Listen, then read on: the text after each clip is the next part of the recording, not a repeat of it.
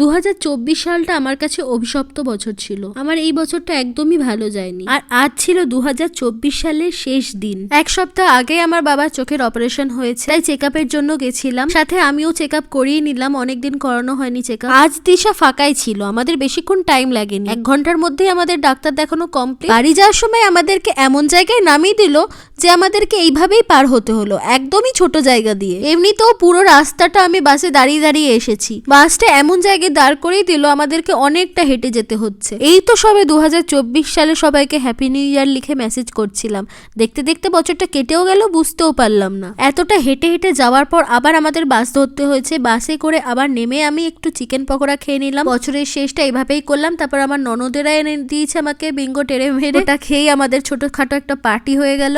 এদিকে দেখো চিরপি তোমাদেরকে টাটা বলছে। তারপর সবাই মিলে আমরা নাচতে নাচতে দিনটাকে শেষ করে দিলাম। হ্যাপি নিউ ইয়ার সবাইকে।